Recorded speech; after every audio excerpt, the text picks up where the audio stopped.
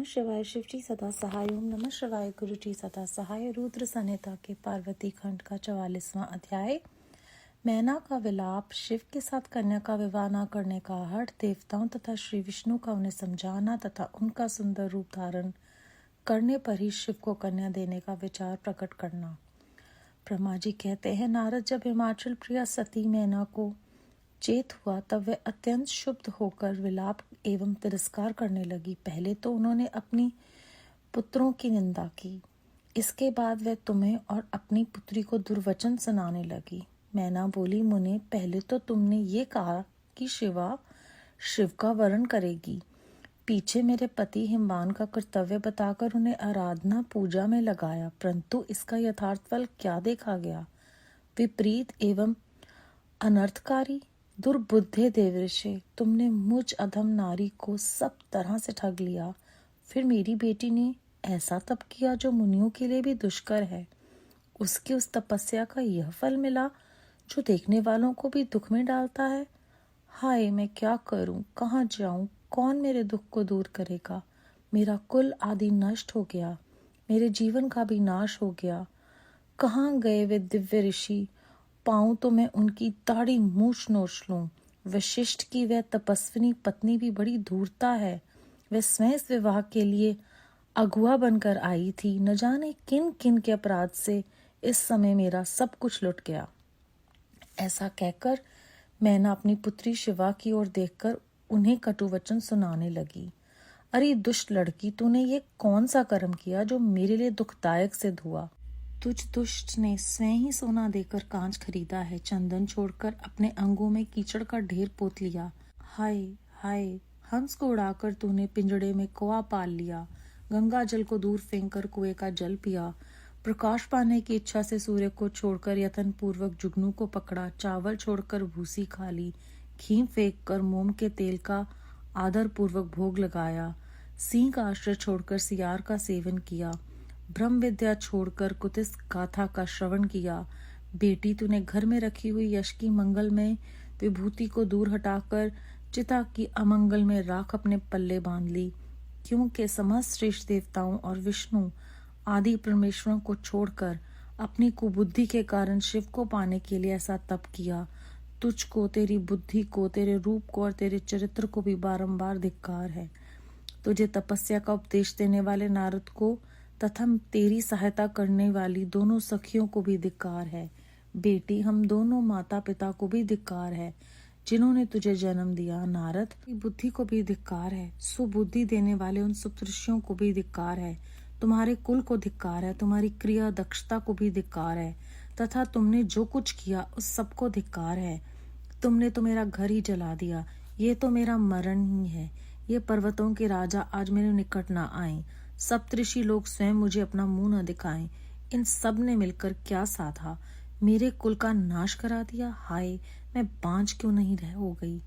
मेरा गर्भ क्यों नहीं गल गया? मैं अथवा मेरी पुत्री ही क्यों नहीं मर गई? अथवा राक्षस आदि ने भी आकाश में ले जाकर इसे क्यों नहीं खा डाला? पार्वती, आज मैं तेरा सर काट डालूंगी, परंतु ये शरीर के टुकड़े लेकर क्या करूंगी? हाय हाय, तुझे छोड़कर कहाँ चली जाऊं? मेरा तो जीवन ही नष्ट हो गया। ब्रह्मा जी कहते हैं, नारद, ये कहकर मैना मूर्छित हो पृथ्वी पर गिर पड़ी। शोक रोष आदि से व्याकुल होने के कारण वह पति के समीप नहीं गई। देवऋषि उस समय सब देवता क्रमशः उनके निकट गए। सबसे पहले मैं पहुंचा। मुनिश्रेष्ठ, मुझे देखकर तुम स्वयं मैना से बोले। नारद ने कहा, पतिव्रते, तुम्हें पता नहीं है, वास्तव में भगवान शिव का रूप बड़ा सुंदर है। उन्होंने लीला से ऐसा रूप धारण कर लिया है।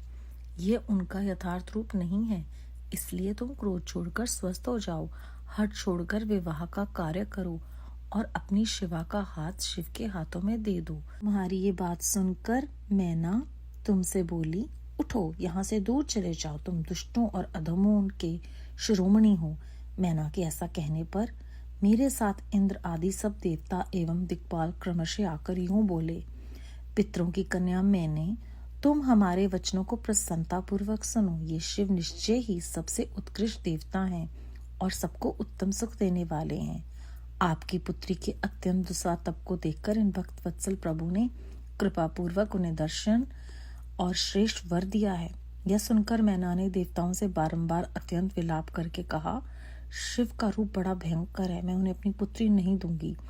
आप सब देवता प्रपंच करके क्यों मेरी इस कन्या के उत्कृष्ट रूप को व्यर्थ करने के लिए उद्यत है। मुनीश्वर, उनके ऐसा कहने पर वशिष्ठ आदि सप्तऋषियों ने वहां आकर ये बात कही, पितरों की कन्या तथा गिरिराज की रानी मैंने, हम लोग तुम्हारा कार्य सिद्ध करने के लिए आए हैं। जो कार्य सर्वथा उचित और उपयोगी है, उसे तुम्हारे हठ के कारण हम विपरीत कैसे मान ले। भगवान शंकर का दर्शन सबसे बड़ा लाभ है।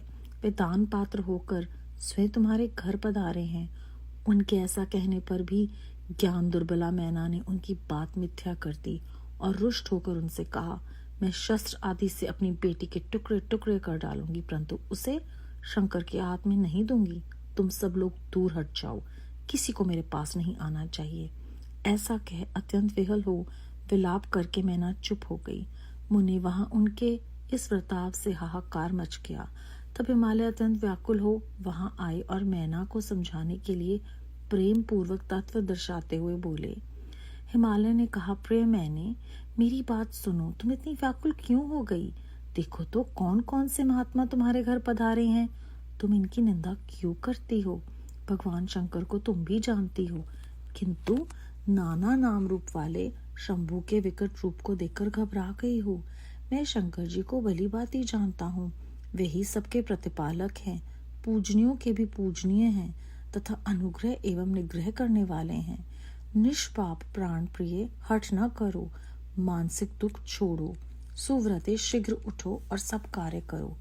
पहली बार विकट रूपधारी शंभू ने मेरे द्वार पर आकर जो नाना प्रकार की लीलाएं की थी, मैं उनका आज तुम्हें स्मरण दिला रहा हूँ। उनके उस परम महात्म्य को देख और समझकर उस समय मैंने और तुमने उन्हें कन्या देना स्वीकार किया था। अपनी उस बात को प्रमाण मानकर सार्थक करो। इस बात को सुनकर शिवा की माता मैना हिमालय से बोली, नाथ मेरी बात सुनिए और सुनकर आपको वैसा ही करना चाहिए। आप अपनी पुत्री पार्वती के गले में रस्सी बांधकर इसे बेखट के पर्वत से नीचे गिरा दीजिए, परंतु मैं इसे हर के हाथ में नहीं दूंगी।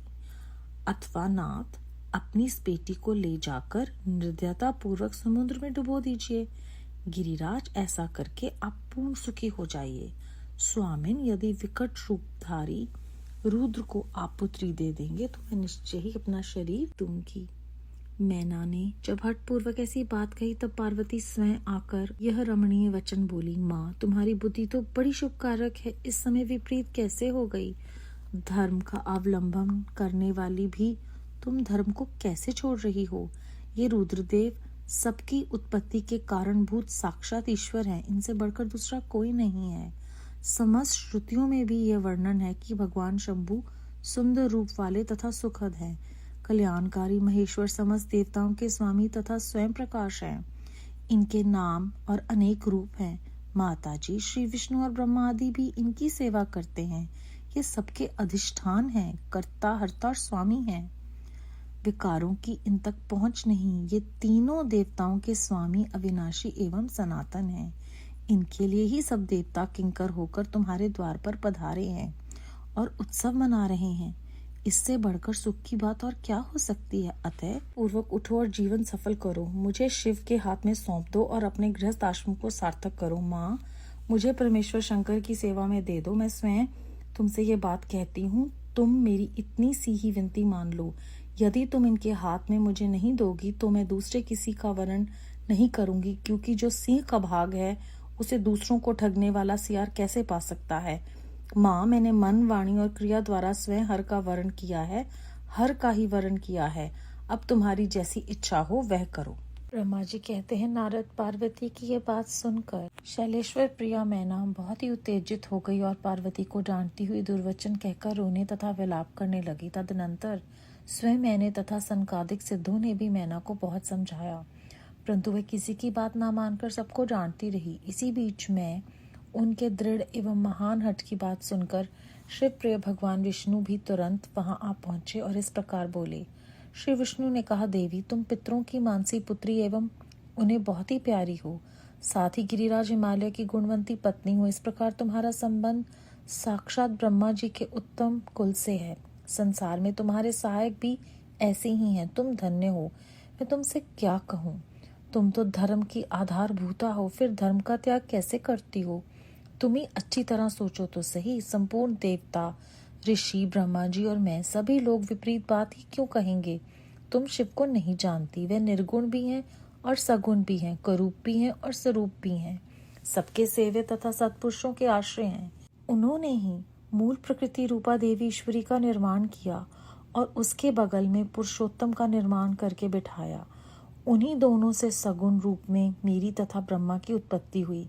फिर लोगों का हित करने के लिए वे स्वयं भी रुद्र रूप से प्रकट हुए। तदनंतर वेद, देवता तथा स्थावर जंगम रूप से जो कुछ भी दिखाई देता है, वे सारा जगत भी भगवान शंकर से ही उत्पन्न हुआ। उनके रूप का ठीक ठीक वर्णन अब तक कौन कर सका है, अथवा कौन उनके रूप को जानता है। मैंने और ब्रह्मा जी ने भी इनका अंत नहीं पाया, उनका पार दूसरा कौन पा सकता है। ब्रह्मा से लेकर कीट पर्यंत जो कुछ जगत दिखाई देता है, वह सब शिव ही रूप है, ऐसा जानो। इस विषय में कोई अन्यथा विचार नहीं करना चाहिए। वही अपनी लीला से ऐसे रूप में अवतीर्ण हुए हैं और शिवा के तप के प्रभाव से तुम्हारे द्वार पर आए हैं। अतः हिमाचल की पत्नी, तुम दुख छोड़ो और शिव का भजन करो।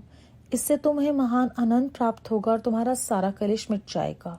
ब्रह्मा जी कहते हैं, नारद श्री विष्णु के द्वारा इस प्रकार समझाई जाने पर मैना का मन कुछ कोमल हुआ, परंतु शिव को कन्या न देने का हठ उन्होंने तब भी नहीं छोड़ा।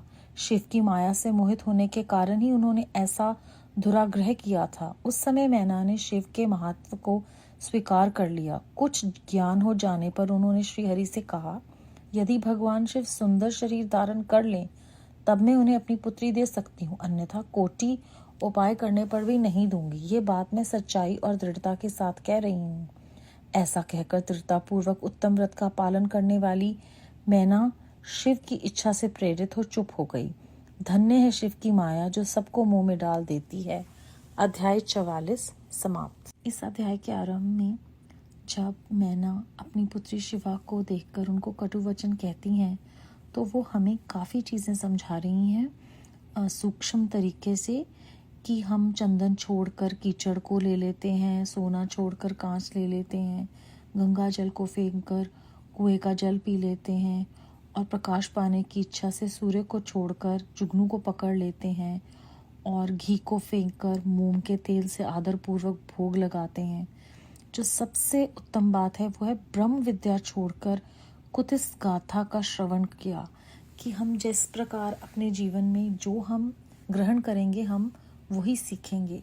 तो हमें अच्छी अच्छी बातें सुननी चाहिए, सिमरन करना चाहिए, लेकिन हम भटक कर क्या क्या सुनते हैं, जैसे हमें गुरुजी ने भी प्रेरित किया है कि नेगेटिव चीज़ें नहीं सुननी। तो यहाँ पर इस पंक्ति को जब पढ़ा तो गुरुजी की कृपा से उन्होंने ये समझाया है कि हमें ब्रह्म विद्या को छोड़कर आलतू फालतू चीज़ें नहीं सुननी चाहिए, क्योंकि जो हमारी बुद्धि में जाएगा वही हमारी आदत बन जाएगा। जैसी दृष्टि वैसी सृष्टि हम सबकी बन जाएगी। उसके बाद उन्होंने जब सबको ये सब कुछ कहा, उसके बाद वो मूर्छित हो गई और व्याकुल हो गई।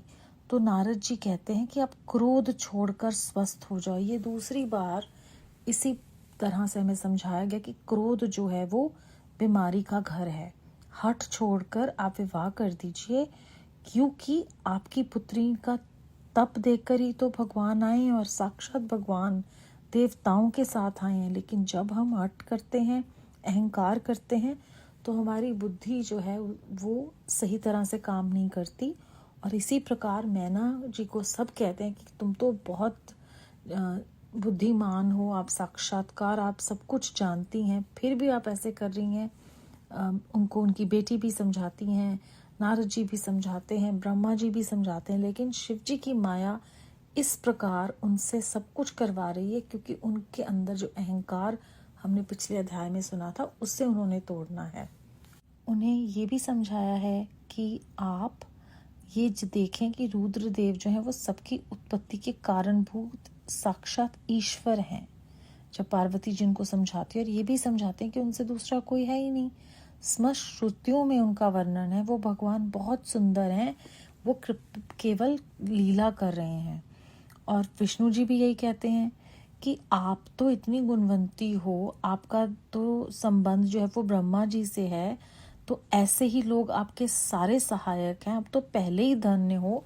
सब लोग आपको गलत क्यों कहेंगे, सब लोग आपको विपरीत बातें क्यों कहेंगे, आप सोचें। तो जब उनको विष्णु जी समझाते हैं तो वो शांत हो जाते हैं, लेकिन फिर भी चाहती हैं कि उनके जो बेटी का वर है वो सुंदर हो। तो इस प्रकार से जो शिव जी हैं उनकी माया जो है वो धन्य है, जो सबको मुंह में डाल देती है। और वो खुद ही जब भक्तवत्सल हम पर कृपा करते हैं, हम उस माया से बच पाते हैं। बेअंत शुक्राना गुरु जी महाराज, बेअंत शुक्राना। ओम नमः शिवाय। शिव जी सदा सहाय। ओम नमः शिवाय। गुरु जी सदा सहाय।